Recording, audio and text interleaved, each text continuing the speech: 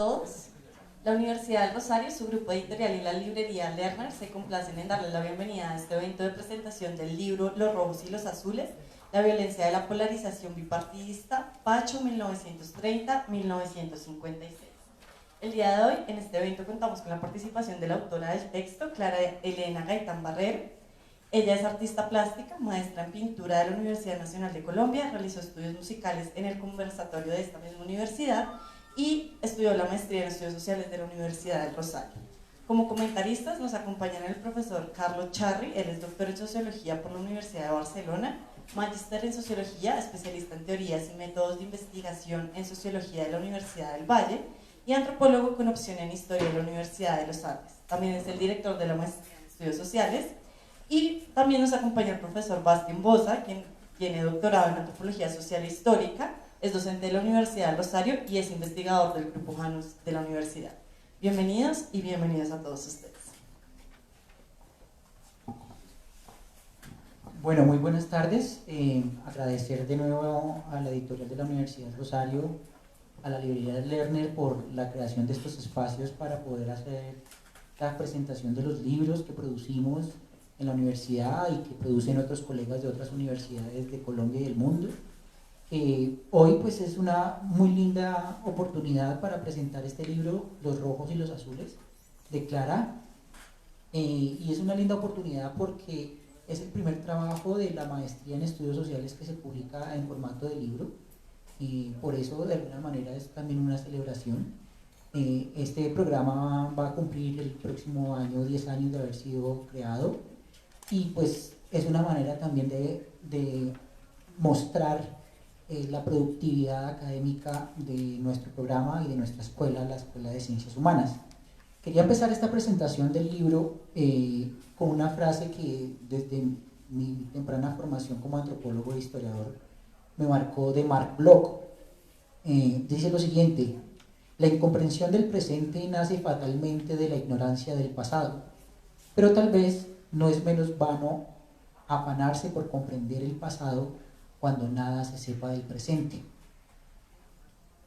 Y esa frase me marcó a mí, como dije tempranamente, en mi formación como científico social, y creo que es de suma importancia y que de alguna manera también devela lo que es este trabajo de Clara.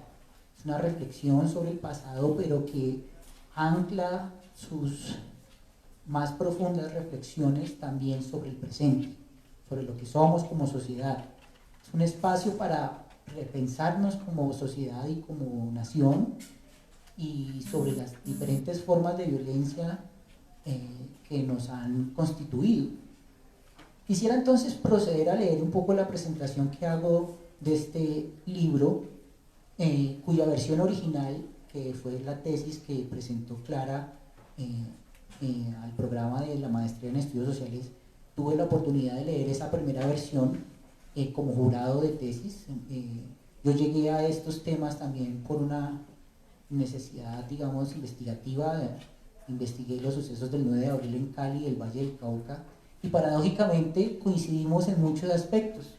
Dice lo siguiente en la presentación que hago del libro de Clara: sin lugar a dudas, uno de los periodos más estudiados por las ciencias sociales colombianas ha sido el denominado periodo de la violencia, el cual hace referencia a la violencia política de orden partidista configurada entre los seguidores del Partido Liberal y el Partido Conservador, que se enfrentaron por el control y la administración del poder estatal, dinámica que diferentes expertos han fechado entre 1946 y 1958, y algunos otros incluso lo extienden hasta el 65. No obstante, para la mayoría de las personas que vivieron la violencia, el acto que marcó su inicio fue el asesinato de Jorge Eliezer Gaitán y los hechos de violencia colectiva derivados de tal magnicidio, comúnmente denominados como el Bogotazo. Mientras que su fin era asociado con la llegada al poder del general Rojas Pinilla en 1953, quien asumiría el rol de presidente de la República designado por una junta político-militar, cuyo fin era pacificar la nación. Hoy sabemos que la pacificación prometida nunca llegó y que la violencia política se extendió por varios años más. Sin embargo, en la mayoría de esos estudios que han abordado este trágico y complejo periodo de la historia de Colombia, se encuentra uno con una lectura que podemos caracterizar como estructuralista, centrada en la intención de dar explicaciones totalizantes en la que los actores individuales casi nunca se expresan y la agencia suele estar limitada a las fuerzas sociales y culturales del momento, las cuales asociaban a cada aspecto de la vida social a la lucha violenta que se originó desde los tradicionales partidos políticos. Esta fue una disputa que se expresó de manera más o menos homogénea en toda Colombia, según tal perspectiva, dada la férrea adscripción de los colombianos de la época a una u otra colectividad, que en la mayoría de los casos era resultado de la tradición familiar. Uno nacía o liberal o nacía conservador. No obstante, los estudios que han emergido en el nuevo siglo sobre este periodo de la historia del país han expuesto una marcada tendencia a desmitificar tales planteamientos, mostrando cómo otra serie de factores, como la clase social, el género, las formas de capital social y cultural acumulados, e incluso las diferencias raciales y subregionales, se interpusieron o complejizaron aún más el conflicto bipartidista, dando cuenta de realidades mucho más densas y de niveles de conflictividad mucho mayores. Estudios pioneros como A Sangre y Fuego, la violencia en Antioquia, de Mary Roldán, y el trabajo de Alberto Flores Malagón, Una isla en un mar de sangre, el Valle de Uguaté durante la violencia, 1946-1958, fueron inspiración para que algunos, entre los que me incluyo, construyeran nuevas interpretaciones sobre lo ocurrido durante esos convulsos años. En estos análisis se evidencia cómo lo regional y lo subregional tuvieron una incidencia mucho mayor de la que inicialmente se había considerado, dando cuenta de otros niveles de conflictividad que eran eludidos por la mirada abarcadora de los estudios tradicionales, llegando incluso a evidenciar que la violencia no era la misma ni tenía las mismas causas ni consecuencias de una provincia u otra. La presente obra de Clara Elena Gaitán tiene como propósito y a la vez como mérito mostrar cómo, con detalle, esos otros mundos y configuraciones socioculturales que tuvo la violencia en el municipio de Pacho y la provincia de Río Negro en el departamento de Cundinamarca. Este es un trabajo que de manera excepcional relata cómo se transformó la cotidianidad de las personas y las múltiples y complejas luchas que tuvieron que enfrentar para sobrevivir y salir adelante con sus vidas. Desde una perspectiva interdisciplinar, Clara expone cómo se dio en este caso el cruce de diversos componentes, como el de la clase social con otras dimensiones del mundo social, enfatizando en la forma como cada grupo interpretaba lo sucedido, siendo de especial interés el impacto ejercido por las insurrecciones del 9 de abril del 48. Todo lo anterior permite apreciar cuál fue el posicionamiento, así como las transiciones que tuvieron los actores, dando cuenta con ello de que los profundos cambios que ocurrieron en el campo social y político del municipio de Pacho en ese momento. Por esto, esta es una obra que merece ser leída e incorporada dentro de las discusiones que se vienen gestando desde hace ya un tiempo sobre este periodo de la historia social y política de Colombia. Yo quisiera de nuevo felicitar a Clara, como lo hice en su momento, en la sustentación de su trabajo, en donde pues fue una tesis laureada y los jurados recomendamos su publicación, que hoy en día ustedes tienen aquí. Pero quisiera a su vez hacerle dos preguntas que se me hacen cruciales para el entendimiento de su obra. Primero, el papel que juega la interdisciplinaridad en la propuesta que ella nos presenta. Y segundo, cómo, de alguna manera, estos hechos que narra este trabajo nos sirven para entender el presente, para entender la sociedad colombiana de este momento. Gracias. Gracias, Carlos.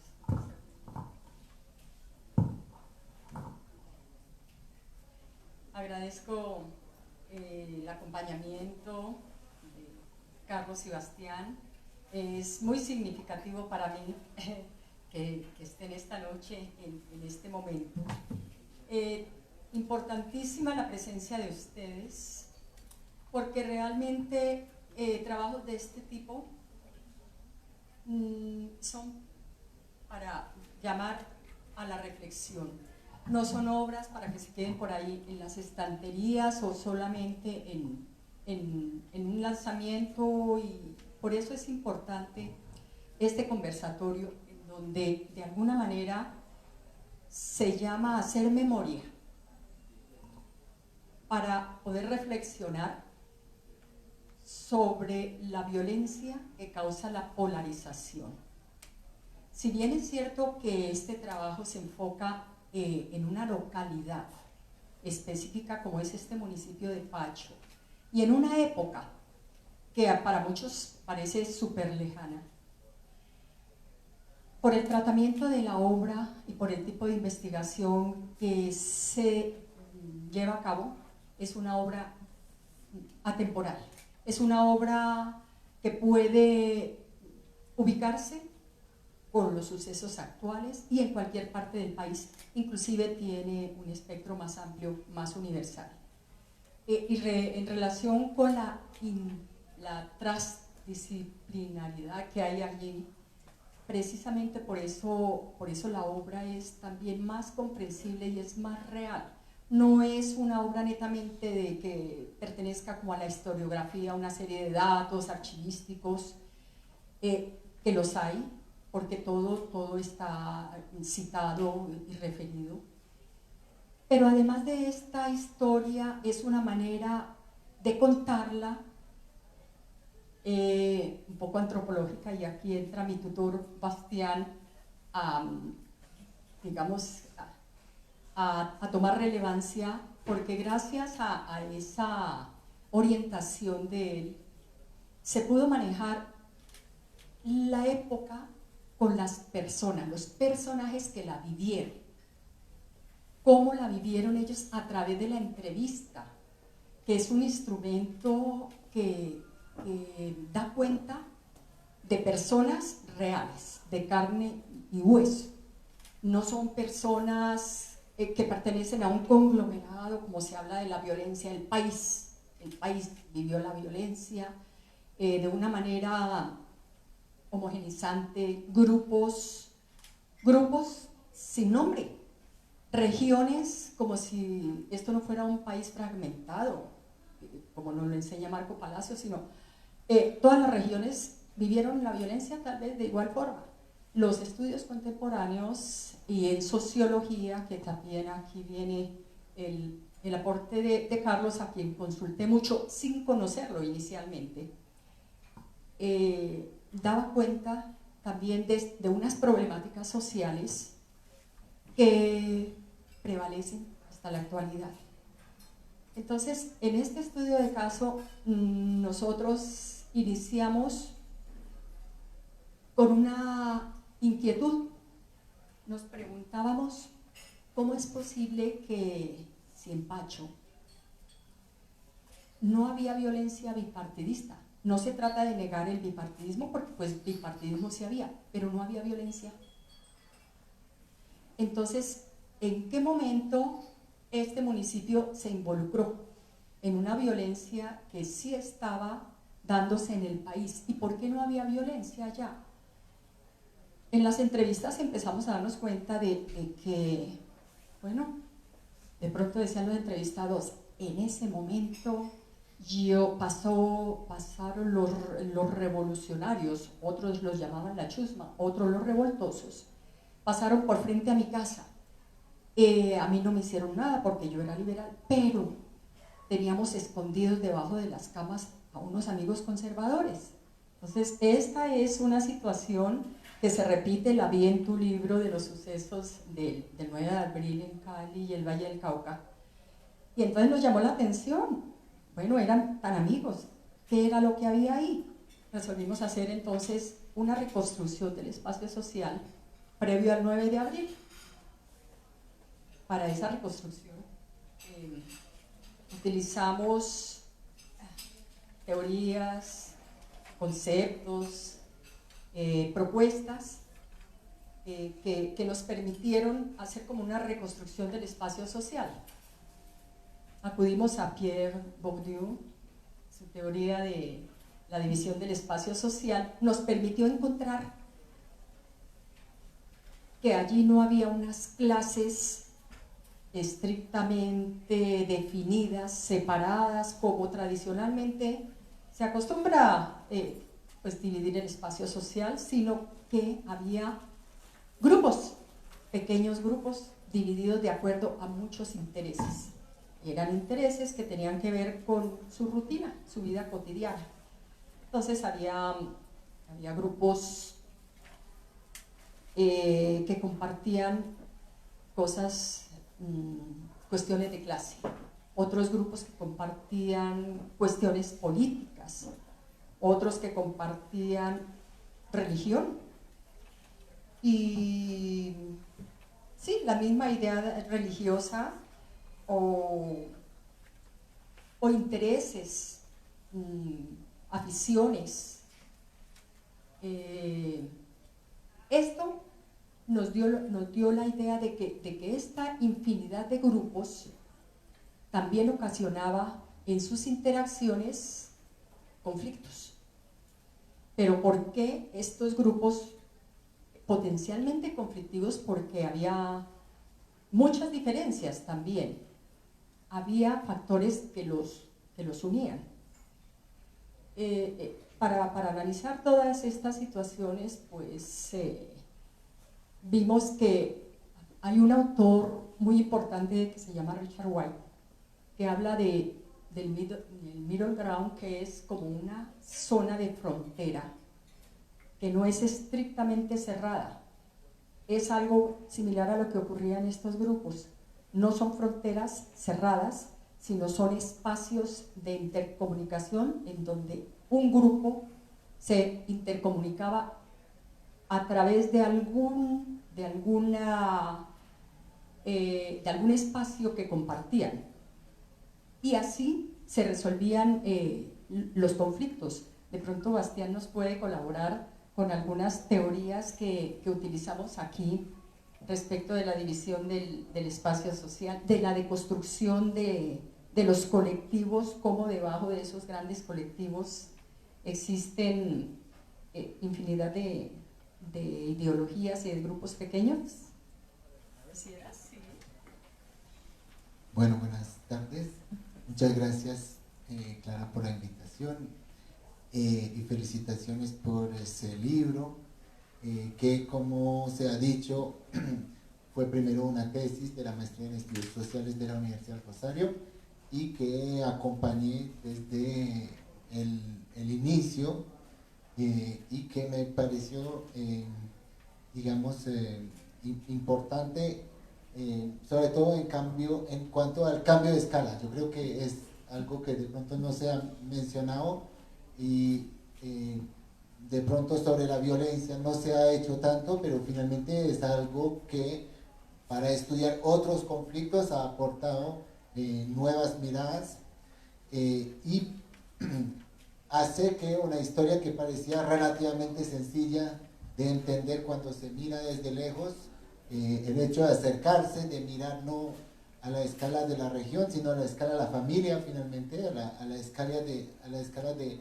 una serie de personas que podemos identificar individualmente, pero también insertar en una serie de redes pequeñas, pues ya la historia que nos contaban pues no funciona. Entonces, el ejemplo de lo que decía Clara, que hicieron el 9 de abril, el primer gesto de los liberales de Pacho, de algunos liberales de Pacho, fue acoger sus amigos conservadores. Entonces, el libro finalmente se llama Los Rojos y los Azules, como si fueran dos grupos claramente definidos, pero lo que muestra el libro es que eso no es la causa del conflicto, es el resultado del conflicto. Es decir, que lo que describe Clara al inicio de su libro son mundos realmente interconectados, entremezclados, en los cuales sí hay una frontera liberal-conservador desde décadas, pero que esa frontera no es la frontera principal que marca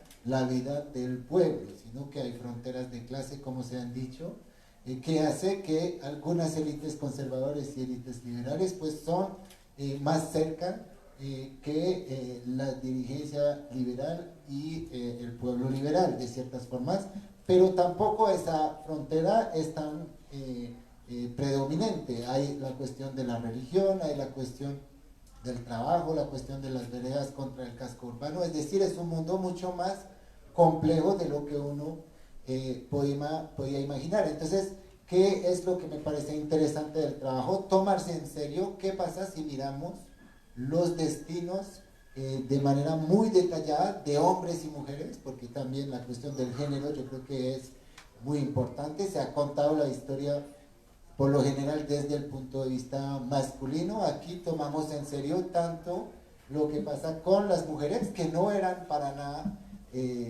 totalmente dominadas en esa historia, y eso es interesante tomarlo en cuenta. Y vamos a ver cómo se reconfiguran la vida de esas personas, y en particular a través del estudio de las alianzas matrimoniales, y eso me parece que es algo muy importante para entender qué sucede en un conflicto donde los que tenían ciertas posiciones de poder empiezan a perderlas, pero no del todo, cuando personas al contrario que habían sido abajo empiezan a subir, pero esas personas no están sueltas, están inmersas en lógicas de trabajo, en lógicas de matrimonio, y yo creo que ese estudio de cómo hermanos y hermanas liberales y conservadores se habían casadas las unas con las otras, pues complejiza mucho nuestro entendimiento de lo que puede ser esa línea de frontera, que finalmente la metáfora de la línea vemos que no es adecuada, es ese middle ground del cual habla Clara, es decir, esas personas que se entrecruzan de múltiples maneras sin negar que algo está pasando. Por eso deseamos invertir la causalidad. No es la división liberal conservador que crea la violencia, es la violencia que rigidifica, que hace que una frontera que era porosa se vuelve después de 10 años algo muy difícil de superar, y efectivamente retrospectivamente pues parece obvio que la oposición entre liberales y conservadores existía antes del 9 de abril y que por eso fue la causa de la violencia, pero lo que muestra el libro con esos retratos detallados, con ese estudio de casos, yo creo que es muy importante esta palabra, estudio de caso, porque uno puede decir, pero no es representativa, son 2 familias, 3 familias que hay en el libro. Yo creo que sí hay que defender esa idea de que los historiadores pueden trabajar como lo hacen los etnógrafos, es decir, a la escala la más reducida, mirando tanto los discursos como las prácticas. Yo creo que también eso es importante en el archivo, en los archivos, en las entrevistas. No solamente hay temas ideológicos que hacemos salir, finalmente no se habla muy poco de política en el sentido de la ideología, se hablan de prácticas, quién se casa con quién trabaja con quién, dónde viven unos y otros, y pues con ese cambio de escala pues tenemos una mirada novedosa sobre esos asuntos que tienen, y es lo que decía Clara al inicio, pues relevancia hasta el día de hoy, porque todos los colombianos son productos no de pronto de esa historia específica, pero de historias similares, porque esas historias, si hacemos otras microhistorias del conflicto como estas, pues yo creo que vamos a volver a encontrarlo. Entonces, es interesante preguntarse qué va a pasar con ese libro también en la escena local de Pacho, y cómo es que, lo que decía Clara, ese fenómeno de polarización, que se habla mucho de polarización desde esos últimos años, en realidad no es algo novedoso, y lo que creo que es importante también es cómo es muy difícil deshacer, una vez digamos que se lanza esa lógica de separación de unos y otros, es muy difícil volver atrás a un mundo de interacción, a un mundo mucho más, digamos, marcado por esa existencia, digamos, de interrelaciones. Una vez que ya la violencia empieza a separar unos y otros, es muy difícil perdonar, y los niveles de violencia, pues como todos saben, han podido ser muy altos, y entonces una vez que la separación está, volver a un mundo compartido es muy difícil. Y yo creo que eso pues es uno de los interrogantes, y sabemos que por eso estos mecanismos de polarización son muy peligrosos, porque construir la paz es algo muy largo, que requiere mucha paciencia, pero volver a la guerra es algo finalmente que puede venir muy rápidamente. Entonces eso es lo que diría. Gracias, Bastián. A ese respecto, precisamente, se trabaja en el libro el accionar de los regímenes binarios. Acudimos a una obra de Spini, en donde precisamente habla de la guerra en Yugoslavia, donde las comunidades fueron sometidas a definirse entre bosnios o croatas. Y así pasó a la historia, como entre una guerra entre estos dos grupos, desconociendo que había infinidad de grupos, otras ideologías que no necesariamente tenían que ascribirse a una u otra, pero esta ascripción forzosa y forzada es propia precisamente es una táctica, podríamos nosotros decir, para aunar a una comunidad y congregarla en torno quizás a dos grupos nada más. Es mucho más fácil gobernar dos grupos que infinidad de grupos, infinidad de ideas, que a la larga la infinidad de ideas producen también la cantidad de reacciones y propuestas. La capacidad de agencia de las personas se desarrolla y se dispara en esos momentos, pero al ascribirlas con violencia a dos facciones totalmente opuestas, pues el trabajo que viene ya después es muy sencillo, como decía Bastián. Cualquier conflicto que antes se resolvía a través de esa cantidad de interacciones entre pequeños intereses de grupos, de subgrupos, cualquier conflicto de estos ya toma una dimensión diferente, se vuelve grave,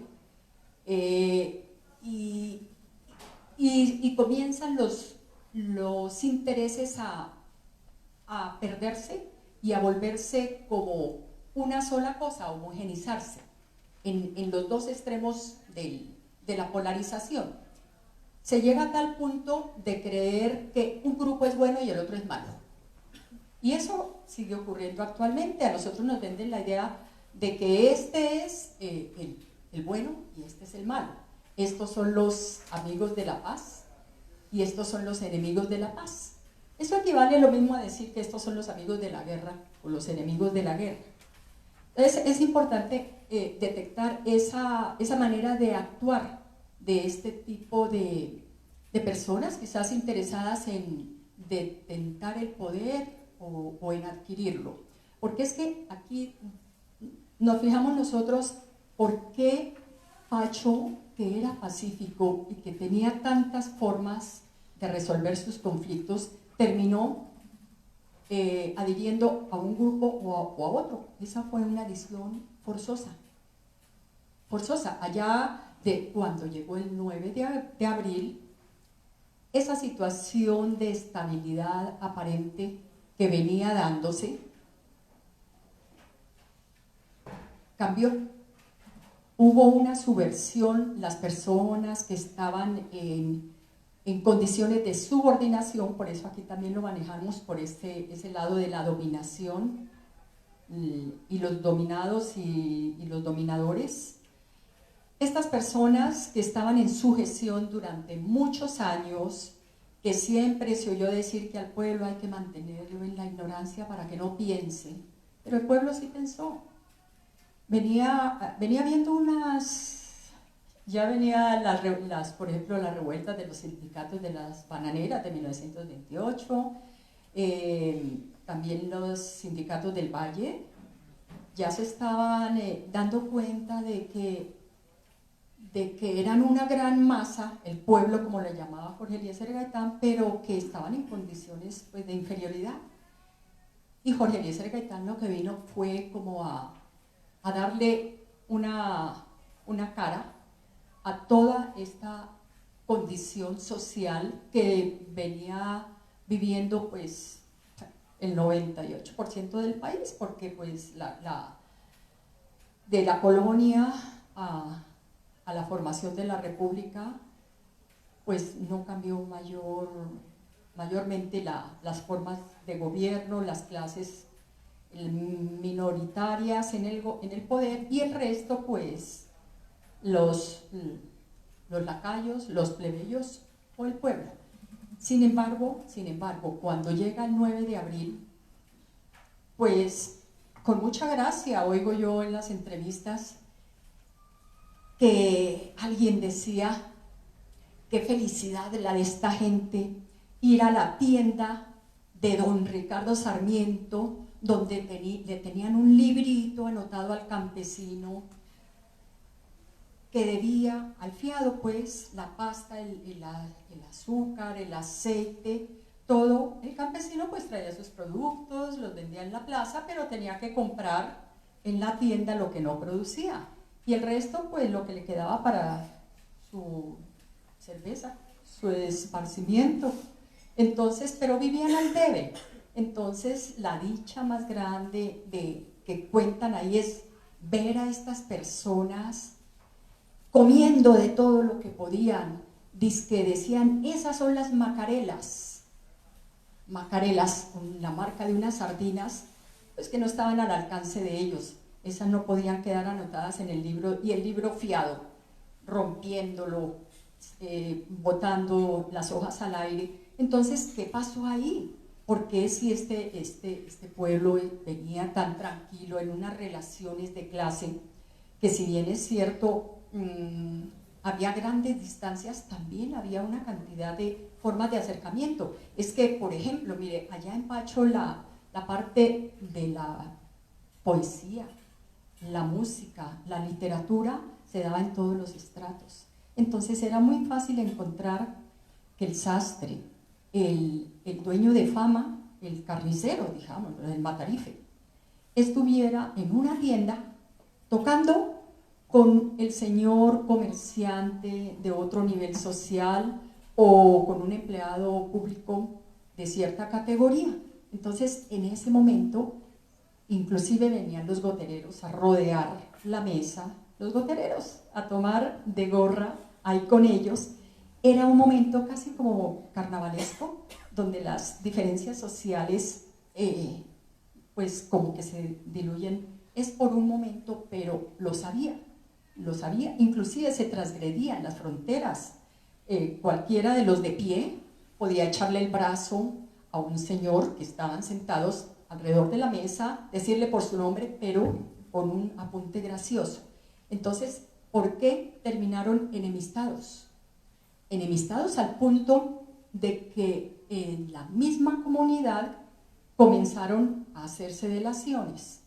Pues sencillamente que, como se relata aquí el 9 de abril allí, es muy interesante porque tiene demasiadas facetas. Tiene cómo lo vieron las diferentes clases sociales y cómo lo vivieron, porque es que todos lo vivieron.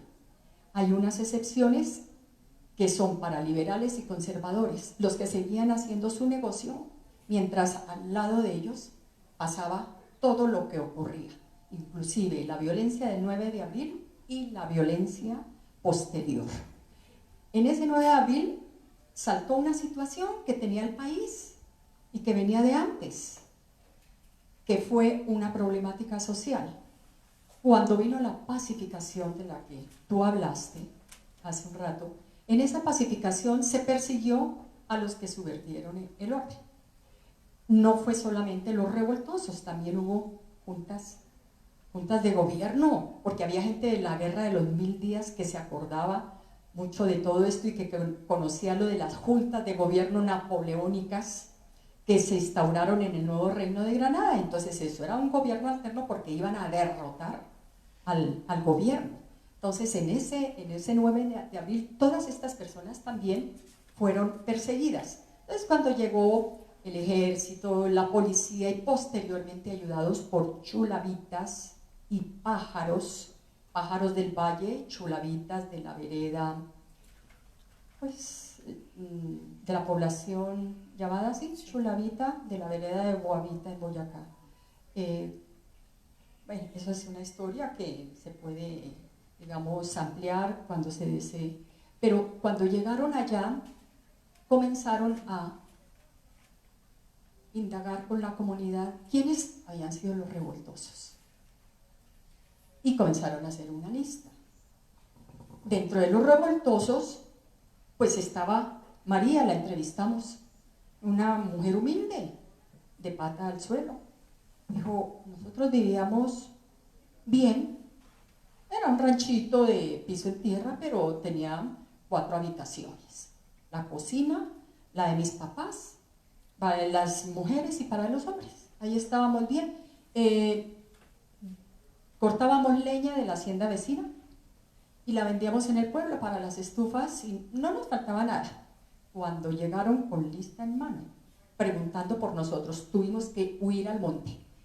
Esa palabra suena, porque uno oye posteriormente quiénes están en el monte, los que ahora estaban haciendo también la paz en La Habana. ¿Qué pasó ahí? En ese momento, esta fue gente que huyó al monte, despavorida porque los estaban matando. Los de otro nivel social no huyeron al monte, salieron corriendo no podían ir para la provincia de Río Negro, porque toda esa provincia los estaban persiguiendo. Salieron para Zipaquirá, para Bogotá, para muchos sitios, buscando pues apoyo en alguna parte. Después de que esto creyeron que había ya pasado la violencia, retornaron como en el año 52, retornaron. ¿Cómo pudieron volver unas personas? Como dijo Bastián, pudieron volver porque se habían casado con conservadores y los conservadores estaban ahí y les dijeron ya pueden venir. Otros habían hecho alianzas, no se sabía, no eran ni conservadores ni liberales, pero llegaron e hicieron alianzas con los chulavitas para adquirir poder. Entonces lo que ocurrió con esta violencia fue que los que tenían el poder lo siguieron, sosteniendo. Y algunos que no lo tenían subieron allí a esta escala de poder, pero manteniendo las mismas condiciones de inequidad, porque es que subieron algunos, pero quedaron por fuera pues la mayoría de gente del pueblo. Pues la cuestión es seguir mirando cómo de allí surgieron unos grupos que se llamaban, en el momento era muy diferente a la guerrilla de hoy en día, se llamaban guerrilleros, bandoleros, eran autodefensas, ellos tenían machetes, palos y todo eso para defenderse cuando los iban a atacar. Pero muchos de ellos no pudieron volver después de lo de Rojas Pinilla, no pudieron volver y se quedaron ahí. Surgieron quizás en el imaginario fundacional de las FARC, hablan de que en esa región de Jacopí, donde había un personaje, especialmente Saúl Fajardo, que era quien los acogía, ese Saúl Fajardo fue apresado aquí y fue muerto en la cárcel. Entonces que estas personas quedaron totalmente a la deriva y se fueron amontando y armando y seguramente dieron origen a esas primeras guerrillas de las FARC.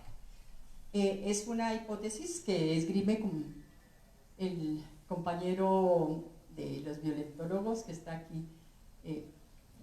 Aquí tenemos a Fernando Cubides, los violentólogos, acaba de verse con Daniel Pecó. Tengo el honor de que Daniel recibió este libro, el profesor Pecó, porque vio algo y le interesó. Entonces, según Gonzalo Sánchez, un compañero querido de usted, profesor, ese es uno de los imaginarios de las FARC. Carlos. No, me parece que esta, como tú también lo llamas en algunos espacios, microhistoria de la violencia en Colombia, tomando como estudio de caso lo que ocurrió en Pacho y la provincia de Río Negro, ejemplifica muy bien el papel que tienen las ideologías. No es que las ideologías preexistan a las personas. Las ideologías son prácticas que son llevadas a cabo por personas de carne y hueso.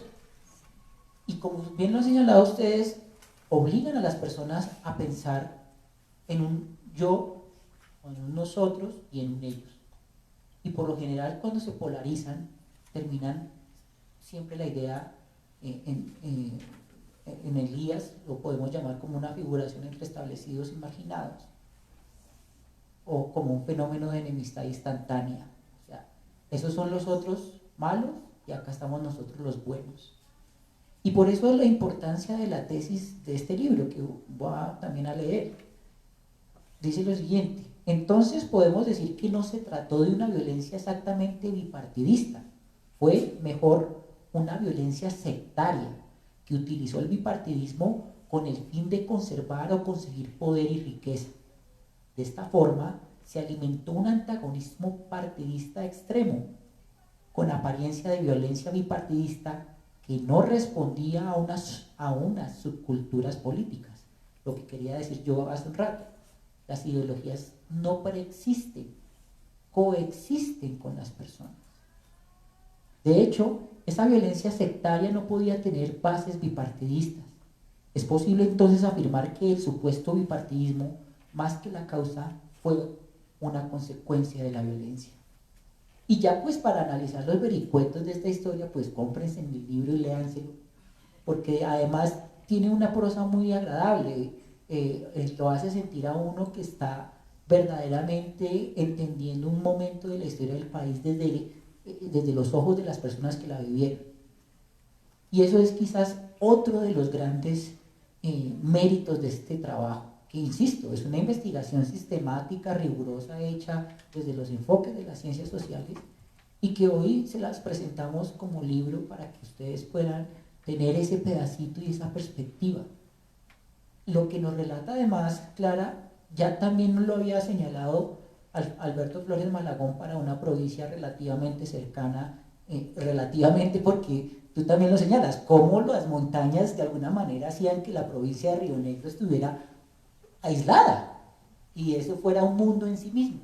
Pero en la provincia de Ubaté también la tesis de Flores Malagón es que fue una isla de paz en medio de un mar de sangre. Es más o menos la metáfora que él utiliza. Y todo esto nos sirve de nuevo para repensarnos el país.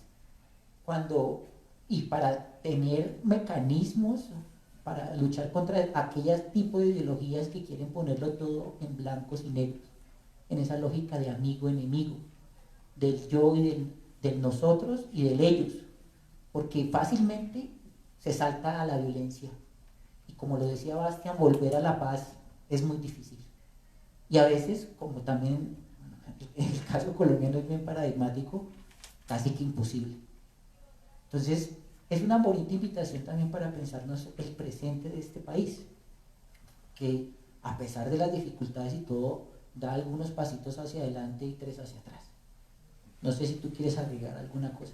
Sí, de pronto brevemente para dejar de pronto el espacio para que el público nos haga preguntas. Un intercambio, pero quería decir también que no le hemos dicho que es una historia muy íntima, muy personal, digamos que eso yo creo que a veces no es bien visto trabajar sobre la familia de uno, porque uno dice pues no va a haber esa distancia, y yo creo que sí, entre Clara hoy o después de la escritura y Clara cuando llegó, pues son 2 personas diferentes también, porque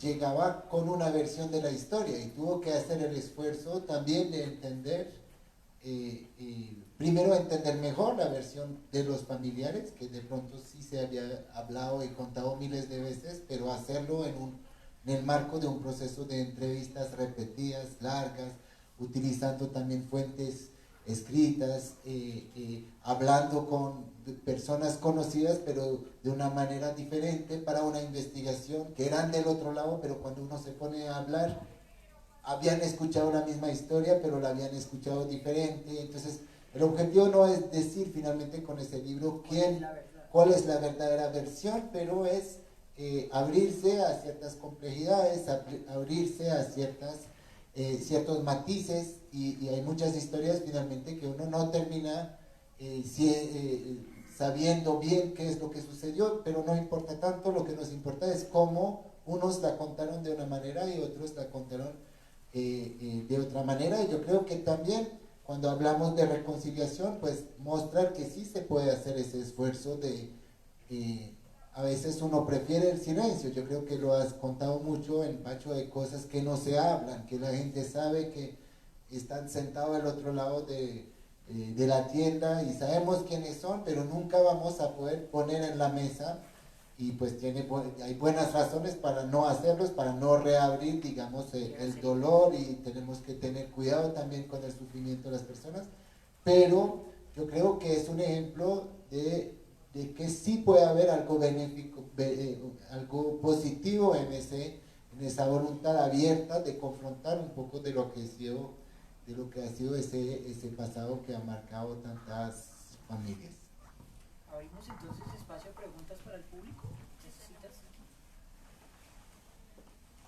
¿Alguien tiene alguna pregunta? Tenemos campo para un O par de algún preguntas. comentario. O algún comentario, sí, también para los comentaristas y la autora.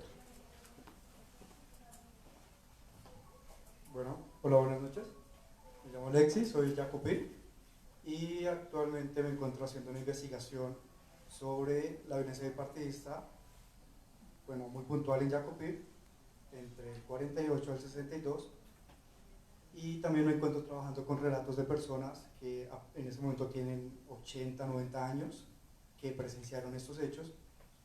Y Jacopí también fue como el eje central acá en Cundinamarca, fue bombardeado en el 52 casi que a manos de Rojas Pinilla, y existía un guerrillero o un bandolero, como era catalogado por el gobierno, que era Sol Fajardo, que es un manuscrito muy importante que es Memorias de un pobre diablo.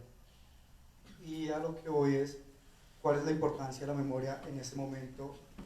¿O cuál es la importancia del testimonio desde los vencidos y no desde los vencedores, no desde esta historia oficial nacional que todos diríamos que nos intentan imponer, sino cuál es esta importancia desde las personas, desde el testimonio, y también cuál es la importancia de personificar la guerra y no hablar de ellos, sino hablar puntualmente de cada persona y contar en primera persona qué fue lo que vieron, con el fin de que la memoria sea revivida, que sería como en contraposición del olvido, con el fin de que sea como una advertencia para la no repetición, porque estamos acostumbrados a no tener memoria, a estar olvidando hechos tras hechos, y entonces por eso es un ciclo que se está repitiendo en distintos frentes armados, y creo que la memoria es como ese frente que se le podría decir como no más, esto va a ser como una advertencia para que no vuelva a pasar. Clara. ¿Sí? ¿Alguna otra pregunta, comentario? No, voy resolviendo esa y vayamos permitiendo. Buenas noches a todos, una felicitación especial a la doctora Clara y sobre todo ese introito de quienes fueron acompañantes en esta versión que hoy encuentra literatura con una inspiración de fortuna para no apenas hacer esfuerzos baldíos en entender y comprender, sino en el razonar y pensar adecuadamente. Yo estoy enteramente de acuerdo en un concepto esgrimido, y es el de cómo los consensos prácticamente se han idealizado y han perdido hasta noción teórica, y es indispensable encontrar otras rutas que le permitan a las naciones crecer. El lenguaje es fundamental, indudablemente. Es el lenguaje majestático en virtud del cual nos complementemos y nos veamos íntegros, es inaplazable, insustituible. Pero de otro lado, me gustaría escucharlos como voceros oficiales de esta hermosa historia, de cómo, si resulta tan fallido el consenso entre nosotros, expresiones que he venido utilizando en algunos de mis trabajos que son más que todo inherentes al derecho y al desarrollo de la jurisprudencia en Colombia, he hecho la propuesta de la concordancia y la equidistancia como elementos sustanciales que nos dejan ver homogéneos por espontaneidad en muchas cosas, de donde de paso se puede eliminar ya ese elemento distractor de los buenos, los malos, esos moralismos que no han contribuido sino al aumento de la violencia, porque todos hemos tenido que ver con ella y sería siempre preferible no el moralismo sino tener conciencia sobre la crisis moral, de tal manera que sí me encantaría y escucharlos a los tres de cuáles serían unos mínimos puntos que nos permiten reflejar esas concordancias y esas equidistancias para empezar realmente a constituir esa fenomenología de la paz, porque esa racionalmente es posible. Políticamente es que se nos ha mostrado imposible y lo adujo Clara y estoy totalmente de acuerdo. Y nuevamente, felicitaciones.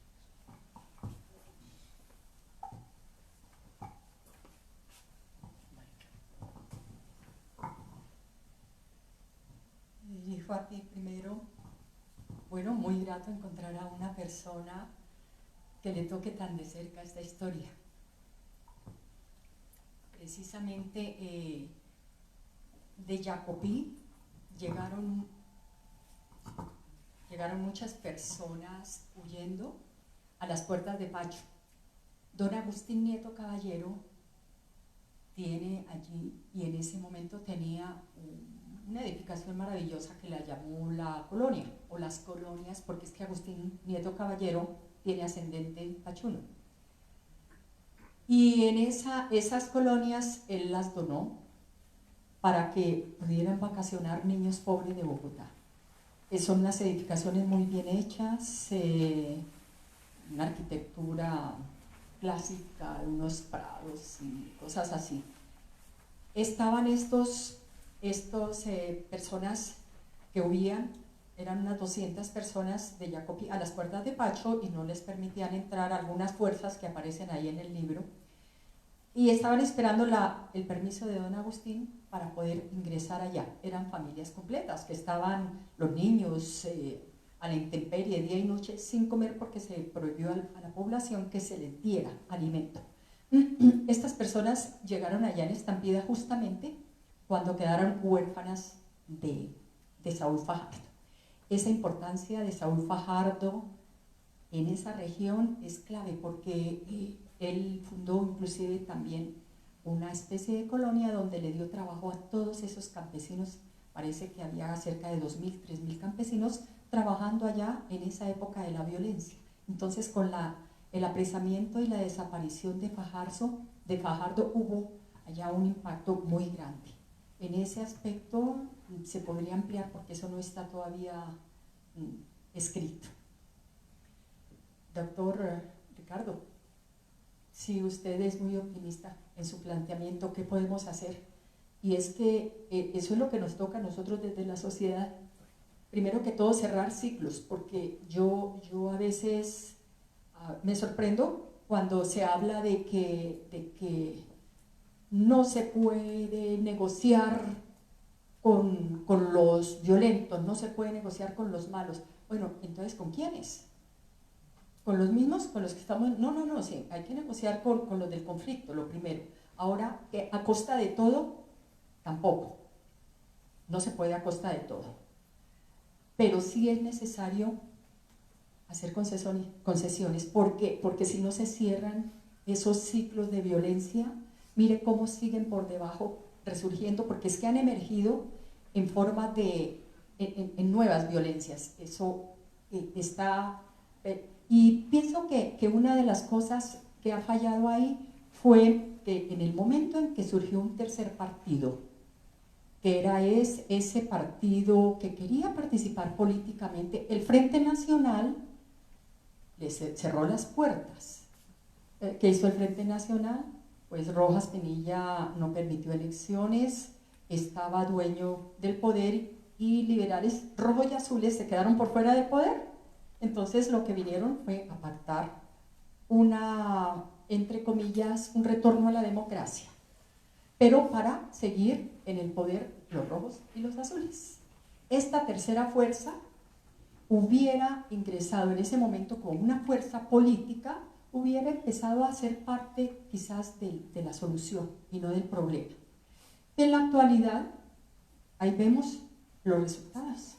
Entonces todos quieren mandar, entonces ya surgieron la cantidad de partiditos, de partidos, grupúsculos ahí, todo el mundo es candidato, todo el mundo va a ser presidente, no hay un orden, el Estado está fallando en las regiones. Entonces, ¿qué podemos hacer nosotros? Pues desde la sociedad yo pienso que propuestas, y la educación, porque es que una de las cosas que quizás no ha dejado que se hagan realmente unos programas sociales es la falta de educación.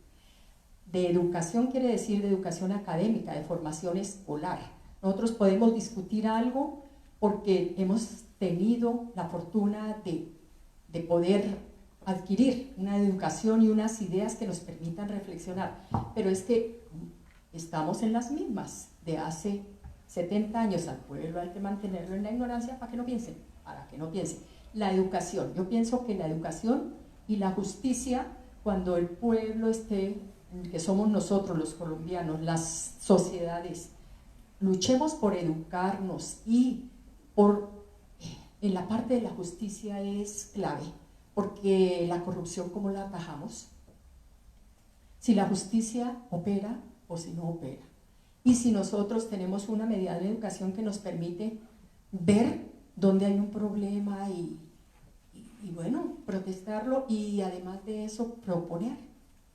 El ser humano siempre es propositivo. En el libro hablamos mucho de esa capacidad de resiliencia que está tan de moda ahora.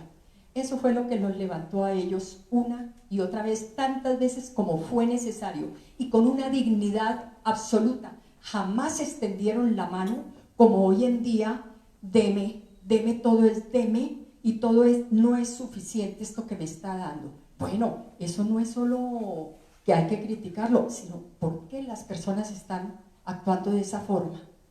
¿Por qué no es suficiente que me den una casa, esa casa estuvo fea? Y por qué además la casa no solamente fea, sino que el que la construyó ya está agrietada, o la construyeron sobre terreno mal. Bueno, es la corrupción a todo nivel. En ese momento, en este estudio, nosotros vemos cómo con la violencia la gente estaba ávida de poder y económico y poder mandar. Hoy estamos en las mismas. Los valores estamos repitiendo tal vez esto de la violencia en ese sentido. Es nuestra ambición, la plata, el dinero fácil, la corrupción oficial. Es que el ejemplo es que nosotros lo vimos en el campo. Ay, si roban los de arriba, ¿por qué nosotros no? Ese ejemplo es nocivo. Yo pienso que los comportamientos nuestros también tienen que ver mucho en esos cambios. No sé, no son soluciones, pero son como propuestas, ¿no? Bueno, pues a la pregunta que nos hace a los tres panelistas acá nuestro contertulio, yo por lo que puedo decir es que las ciencias sociales deben tener como, digamos, lo hablo pues porque ese es mi oficio, a eso me dedico. Yo sí creo que debe haber un principio ético y rector, y es la lucha contra el pensamiento binario. Las ciencias sociales deben permanentemente mostrarle a la sociedad lo compleja, diversa, amorfa e incoherente que es. Quizás no lleguemos a un consenso, eso es un ideal bastante, pero lo que sí nos podemos, como diría quizás Álvaro Gómez, no me acuerdo si fue, nos podemos poner de acuerdo sobre lo que no estamos de acuerdo. Exacto. Y ahí empezamos a construir un consenso que quizás nos lleve a un diálogo de 50 o 100 años, pero sin matarnos, que es, digamos, el vórtice que tiene la sociedad colombiana y que es tan difícil, la subvaloración de la vida y el respeto por la vida. Hay que luchar contra toda forma de pensamiento que nos quiera poner entre lo que decía anteriormente, entre un yo que es un nosotros y un ellos. Eso de, por ejemplo, las críticas contemporáneas a los tibios. Detrás de eso está una idea de que hay unos buenos y hay unos malos. O lo que decía Clara de que no se puede negociar con los terroristas. Entonces, ¿con quién vamos a negociar si son ellos los que están irrumpiendo el orden social? Desde la lógica de los que dicen que no hay que negociar con ellos. Entonces, creo yo que el diálogo es fundamental porque es la única forma de reconocer al otro como interlocutor válido. Puede ser que el diálogo no nos lleve necesariamente a un consenso, pero sí al menos a un reconocimiento del otro. Y creo que las ciencias sociales permanentemente aportan en ese sentido, en mostrar la diversidad y la complejidad del mundo social. Sí, no, iba a decir algo similar. Yo creo que los científicos sociales tienen que tener claro dónde va su experticia y que no pueden necesariamente con sus trabajos proponer soluciones porque no les corresponde, y a veces digamos que hay problemas de investigadores sociales que en nombre de la ciencia dan opiniones que en realidad son políticas. Todo el mundo tiene opinión política y está bien tenerlas y defenderlas, pero no apoyarse sobre trabajos como estos que tienen como papel, yo creo que lo que decía Carlos, poner un poco de complejidad en un mundo que tiende a pensar de manera binaria o sencilla. Y en eso yo creo que hace falta la presencia de las ciencias sociales en el espacio público, y yo creo que lo que contamos en nuestros artículos, nuestros libros, sí deberían o podría interesar a casi la totalidad de la sociedad colombiana. Entonces hay algo que estamos haciendo mal, y aquí hay que hacer una autocrítica también de por qué no logramos hacer que esos libros que tienen argumentos pero que cuentan historias también. Y yo creo que es un poco lo que sería un buen libro de investigación social, lograr siempre articular una buena historia con un buen argumento, y aquí me parece que hay algo así. Son unas historias singulares de personas que han tenido sus destinos tortuosos, digamos, en esos años, pero detrás hay un argumento sobre cómo es que se construyen barreras, fronteras en el mundo social, cómo se vienen articulando a veces varias, pero también cómo se pueden construir barreras muy fuertes, y es nuestro trabajo pues hacer este trabajo de desconstrucción para mostrar que no son naturales, no siempre han estado y no siempre tienen que estar. Pero eso no quiere decir que vamos en nombre de la investigación proponer soluciones. Eso yo creo que hay que tener también cuidado a quien le corresponde cada uno su oficio.